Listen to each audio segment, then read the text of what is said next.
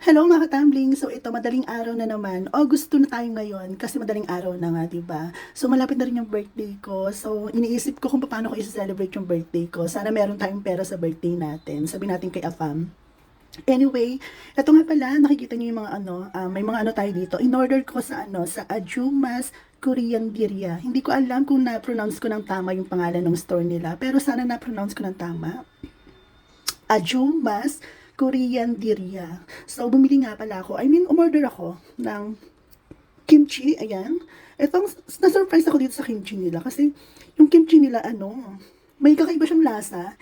Alam ko naman na homemade to. Pero, meron siyang something na hindi ko mawari. Pero masarap siya. Ayan, tikman natin. Okay, ayan, yung kimchi natin. Pakita muna natin.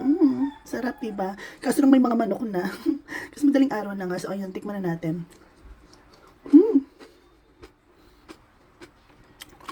Ang sarap. Nakikinig mo nyo ba? Ang sarap, ang lutong ng gulay. Grabe. Very siya.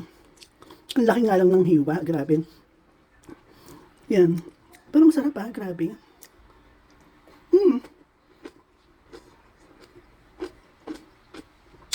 Ang lutong. Gano'n kasi gusto ko sa kimchi, yung malutong siya. Yung hindi siya parang nilamog.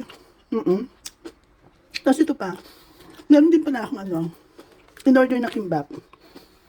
Ayan. Ito kanina ko pa ito tinitikman Nilalantahan ko to kanina pa. Kasi ang sarap ng cheese. Grabe. Overloaded sa cheese. Ayan siya. Actually, siya, yung mga, hindi ko alam kung ano yung mga nakalagay dito. Pero sa tingin ko meron siyang pipino, may pineapple, may egg, tapos may cheese, may ham, may carrot. Yan. Tapos sausaw natin dito. Ang sarap Actually, kahit hindi mo na siya i-dip sa mga sa mga dipping nila. Ang sarap na kahit ganito lang, kahit plain mo lang siyang kainin, kahit wala siyang ang tawag dito, kahit wala siyang sausawan. Lutong. Ay, nakikita niyo ba Kung loaded. Pasensya sa salita ko kung hindi maayos kasi kumakain ako. Ayan, pinapatakam ko lang kayo.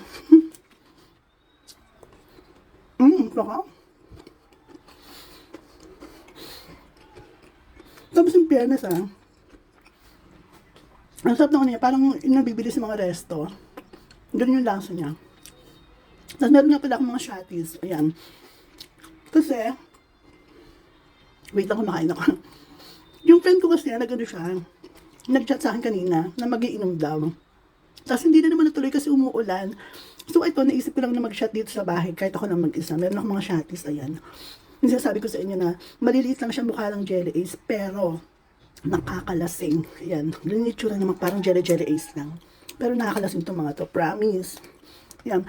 So ito, hindi ko pa natitikman to. Ito pala yung tinitira ko kasi ang sarap talaga nito. Hindi ako makaka-get over. So tikman ulit natin. Yan Sabi ko nga sa inyo, kahit ganito lang siya, kahit wala na siyang sauce, masarap na talaga siya.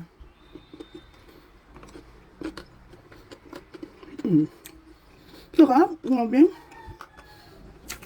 Narinig mo yung mga manok na tumitilaok. Madaling araw na kasi. Tapos nanonood ako ng volleyball, Olympics. Hininaan ko lang kasi baka copyright. So, ayun lang guys. Tara kain, tara inom.